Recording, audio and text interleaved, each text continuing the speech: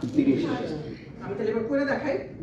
Sir গলায় 5 রাখলাম, শ্বাস দেখতেছি 5 সেকেন্ড থেকে 10 সেকেন্ড, মনে মনে গুনতেছি 4 5 6 7 8 9 10। আমি দেখলাম না রোগীর বুকের মতো কোনো মুভমেন্ট হয় না, গলার মধ্যে কোনো পালসও পাইনি। 2 নম্বর কাজ কি, এই করলাম তাড়াতাড়ি কোড ব্লুটি ক্লিয়ার করবো।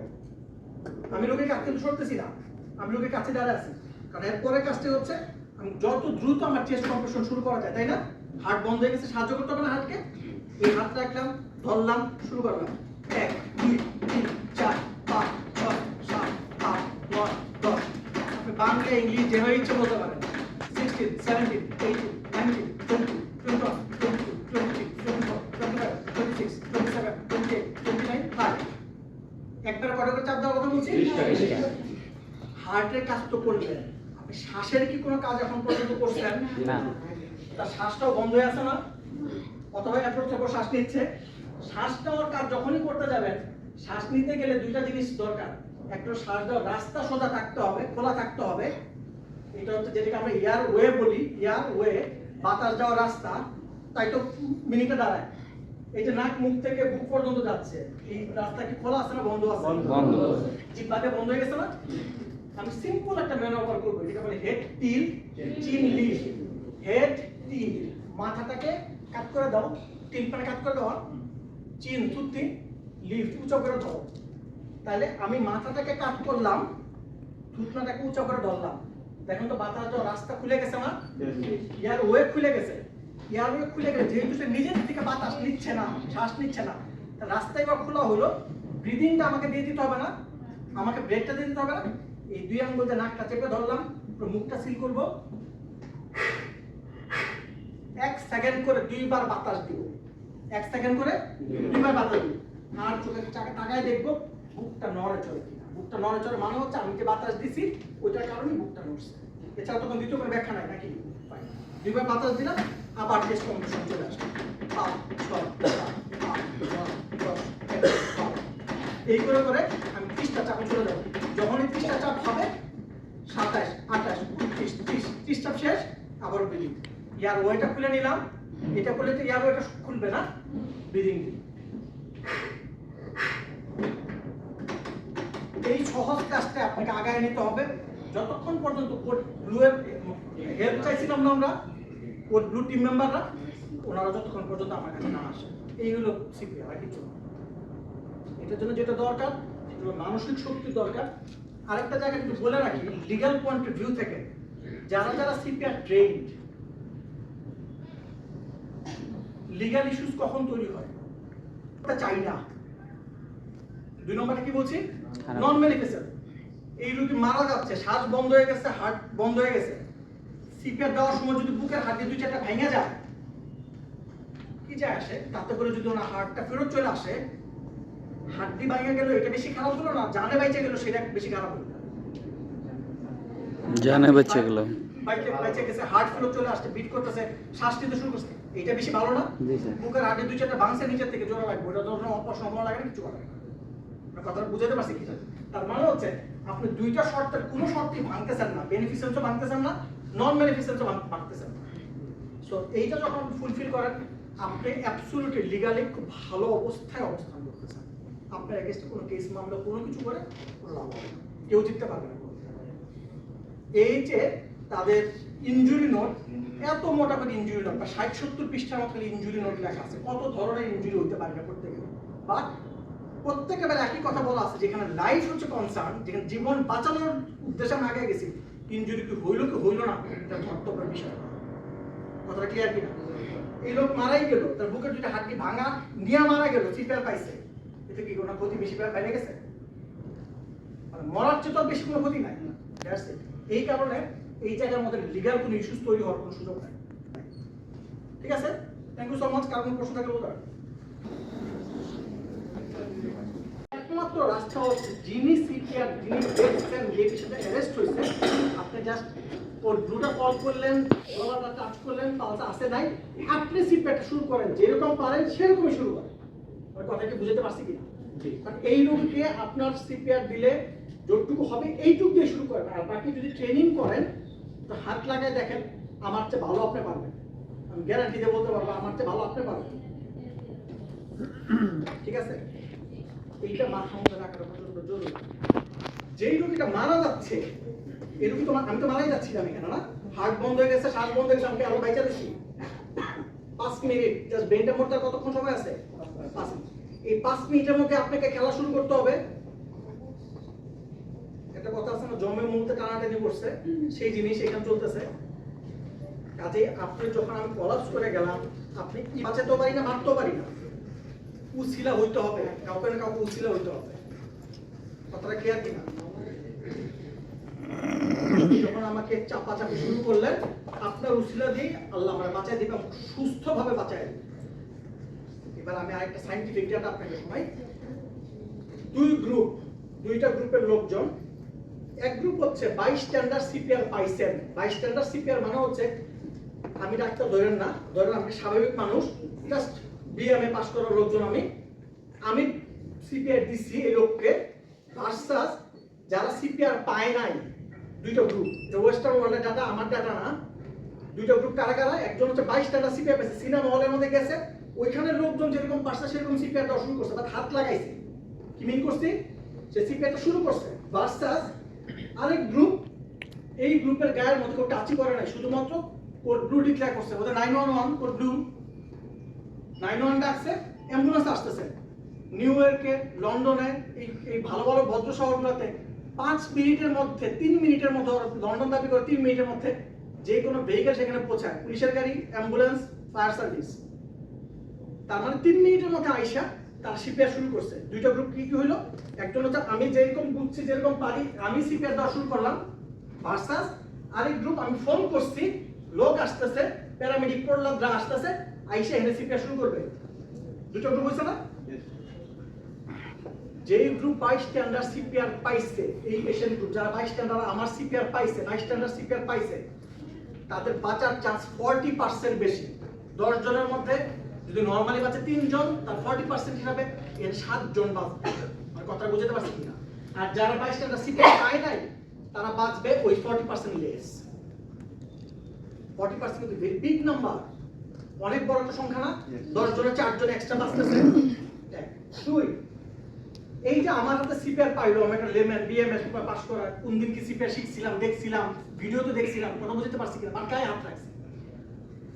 নিউরোলজিক্যাল রিকভারি, ব্রেইনের যে রিকভারি, এই পেশেন্টটা তো শুধু বাঁচলোই না, এই নিউরোলজিক্যাল রিকভারি থাকবে 60% বেটার দেন যারা বাইস্ট্যান্ডার সিপিআর পায় না। এই ডাটাটা অসম্ভব রকম ইম্পর্টেন্ট একটা ডাটা।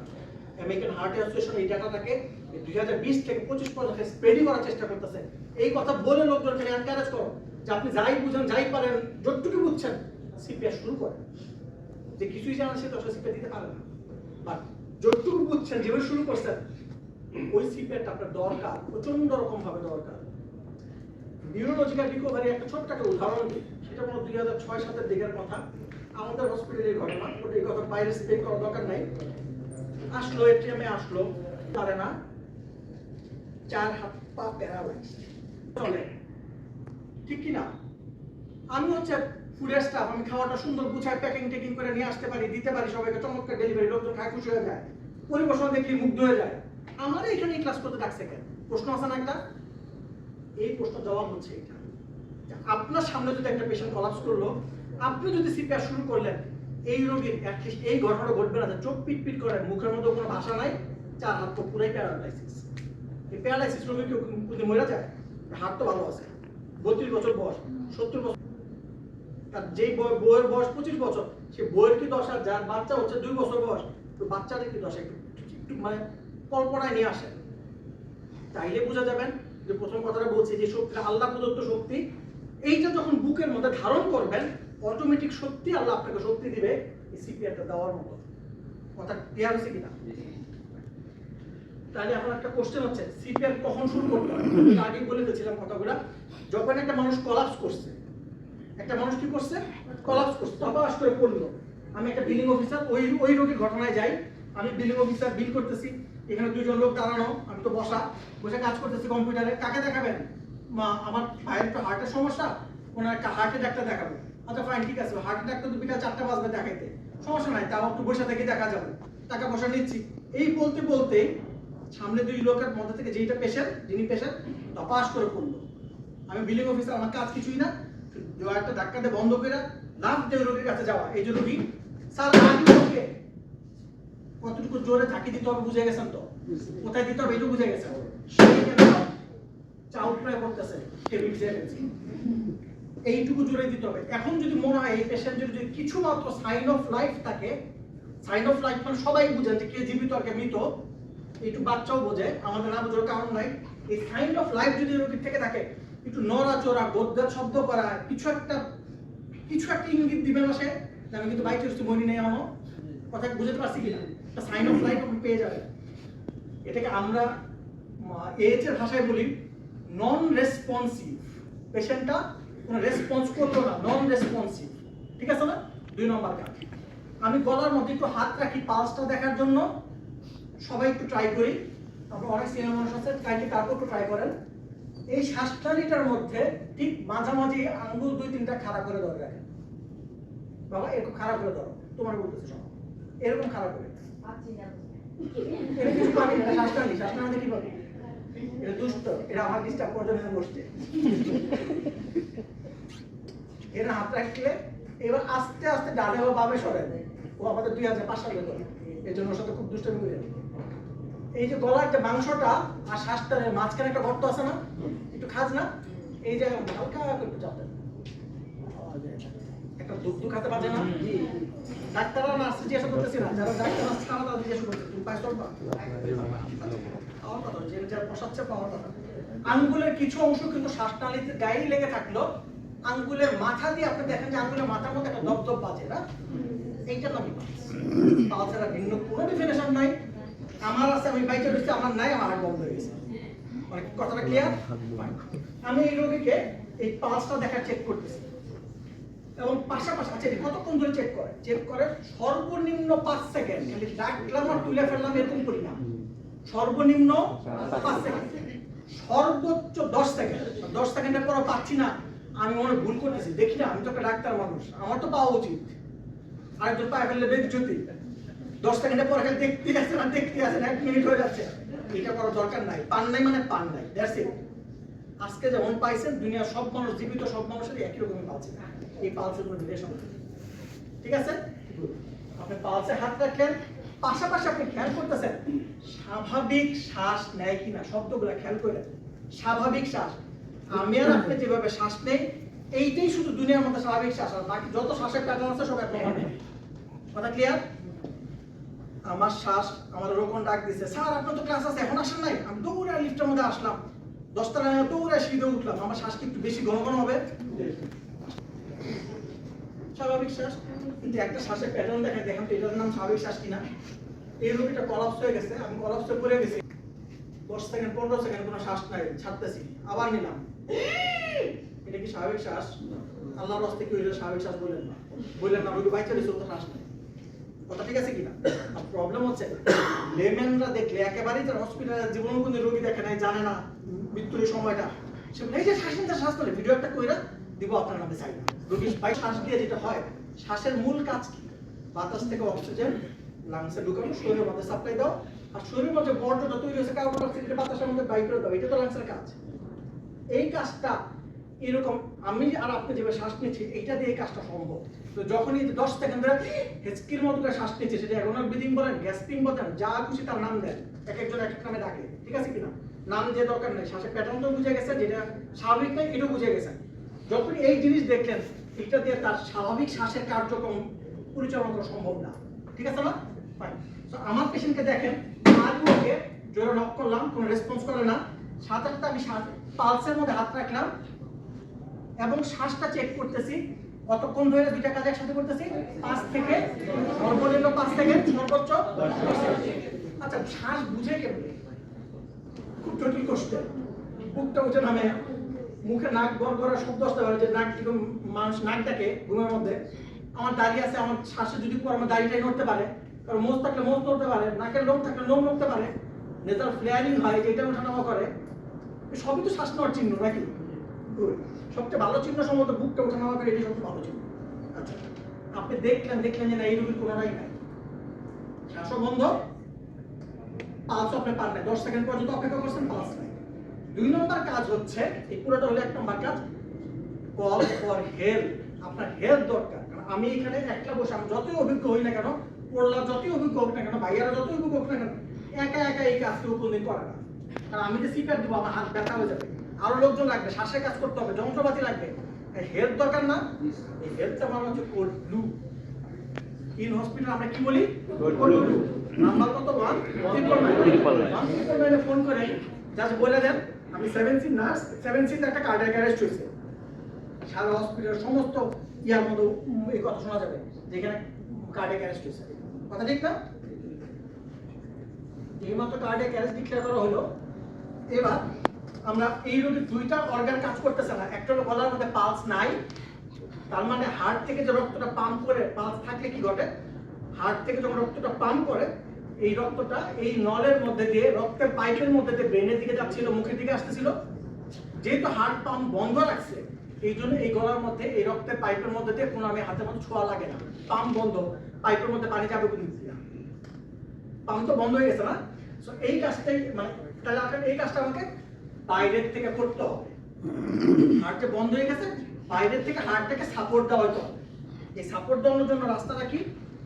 এই বুকের যে হাড্ডিটা আছে, স্টারনাম, ঠিক মাঝ বরাবর এখানে ইউ এর মতো একটা খাঁজ, একদম গলার ঠিক নিচে, এখানে ধরলে টের পাবেন, একটা ছোট একটা গোল একটা খাঁজ, ইউ, বুকের পাঁচর হাত দিয়ে আসে এইটুকু।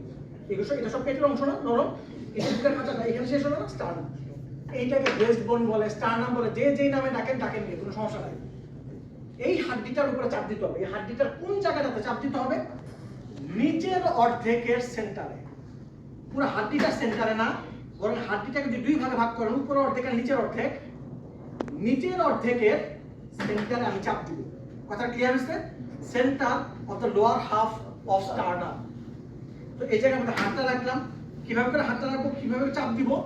হাতের এই অংশটাতে চাপ দিব, হিল অফ দ্য হ্যান্ড বলি। এই পামো না, ফিঙ্গার পালপো না, এই আঙ্গুলটা, হাতটা এখানে রাখলাম। বাকি হাতটা এরকম খাড়া করে রাখতেছি। আমি যদি ছড়াই দিই তাহলে পুরো প্রেশারটা এতটা জায়গা জুড়ে পড়বে না। আমার উদ্দেশ্য শুধু এইটুক জায়গার মধ্যে ফেলবো। তাহলে হাতটাকে এরকম করে রেখে খাড়া করে রাখলাম, তাহলে প্রেশার আর নিচের দিকে এই শুধু এইটুক জায়গার মধ্যে কাজ করবো। এখানে চাপটা যাবে না। আরেক হাত দিয়ে শক্ত করে আঙ্গুলগুলো ইন্টারলক করে ধরলাম, রিস্ট, এলবো, শোল্ডার পরিপূর্ণ সোজা।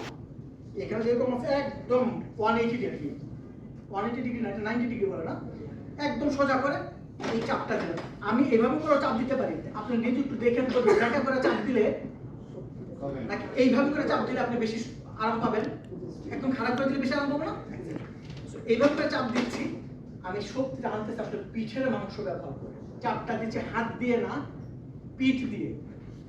পিঠ দিয়ে চাপ দেওয়া মানে হচ্ছে আমার হাতটা পুরো সোজা, এই হলো চাপ দিচ্ছি, তাই না? হাত দিয়ে চাপ দেওয়া মানে হচ্ছে এইটা। দুইটার মধ্যে পার্থক্য বোঝা গেছে? এইটাতে চাপ দিতে গেলে আপনি এই মাংসগুলো ব্যবহার করতে হবে। প্রচন্ড কষ্ট হবে, প্রচন্ড মানে প্রচন্ড, আপনি পারবেন না দিতে, ইফেক্টিভ হবেই না। 1-2 বার হবে, বেশিরভাগগুলো হবে না। কারণ আপনি যখন পিঠের মাংস ব্যবহার করবেন, এই কোমরের এখান থেকে দুলে, তাই দুলে না, এইটা করতে গেলে আপনি অনেক ইজিলি এই কাজটা সারতে পারবেন। এই জন্য টেকনিকটাকে খুব ভালো করে ব্যাখ্যা করে বোঝায় দেওয়া আমার জন্য। তো আমি চাপ দিচ্ছি, জোরে চাপ দিব। কতটা জোরে?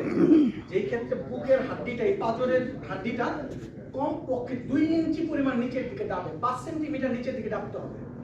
কথা ক্লিয়ার আছে? ফাইন। দ্রুত দিতে হবে, পুশ হার্ড, পুশ ফাস্ট। কতটা ফাস্ট? মিনিটে 100 থেকে 120 বার। মিনিটে কয়বার? 100 থেকে 120 বার। প্রতিবার চাপ দেওয়ার পরে পাঁজরের হাড্ডিটাকে আগের, আমি স্লো মোশনে দেখাই, চাপ দিলাম, উপরে ছেড়ে দিলাম, মানে আমার শক্তি ছেড়ে দিলে বুকের পাঁজরের হাড্ডিটা স্প্রিং এর মতো, স্প্রিংটাকে শক্তি দিয়ে নিচে নামাইতে হয়। উপরে ওঠার জন্য কি শক্তি দেওয়ার দরকার আছে? জাস্ট ওজনটা সরাই নিলেই হয় না? এইটা চাপ দিলাম, শক্তি সরাই নিলাম, চাপ দিলাম, শক্তি সরাই নিলাম। এইভাবে করে আমি আগায় যাব। এক এক স্পেলে 30টা করে চাপ দিব। কয়টা করে?